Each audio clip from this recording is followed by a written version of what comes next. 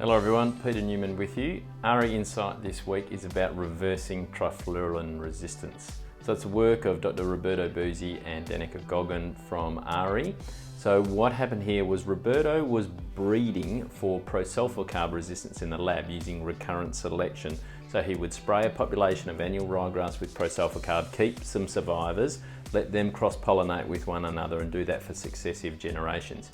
He started with trifluralin resistant ryegrass, and what he noticed was as he bred prosulfocarb resistance, the trifluralin resistance fell and disappeared altogether. So this is called negative cross resistance. It's very rare, and we've always told you that resistance is permanent and can't be undone, but once in a while it can, and this is one of those rare cases. So what do we think is happening here? So it could well be due to P450 enzymes. So you've heard a lot about P450s in the past. They're enzymes that can detoxify things.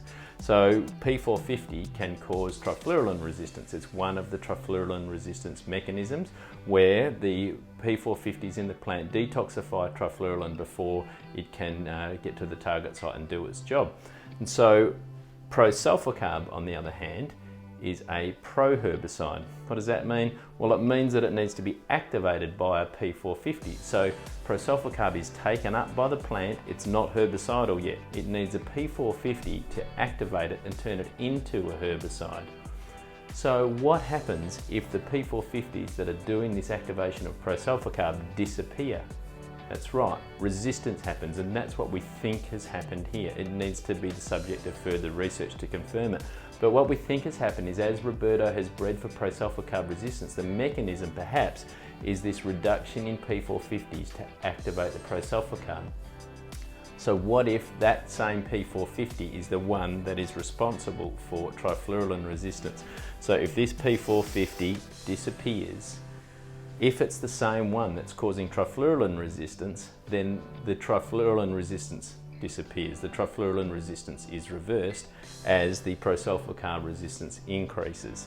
Now this is a little bit of speculation. Danica Goggin did help Roberto measuring the trifluralin metabolites and so on to work out that it looks very much like it is metabolic resistance, and it appears that that's what's causing the prosulfocarb resistance, but we do need a bit more research.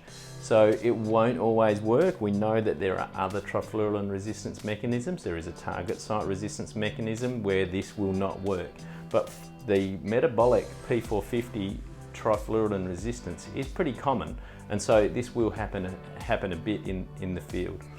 So what do we do with this information? Well, we could say, okay, we've evolved trifluralin resistance, let's stop using trifluralin for a while and move to prosulfocarb and undo that resistance in the field.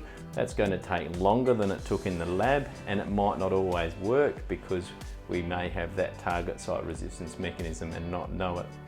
And also we might get a blowout of ryegrass in the process. I think that perhaps the better use of this knowledge is to always make sure we mix trifluralin and prosulfocarb, so that if the resistance is somewhat mutually exclusive, by mixing the two we can kill a lot of populations of ryegrass or a lot of individual plants of ryegrass by mixing the two where we may have resistance to one or the other. Anyway, it's pretty hard to get your head around. It's a very rare case of negative cross resistance, and for more information take a look at AHRI Insight.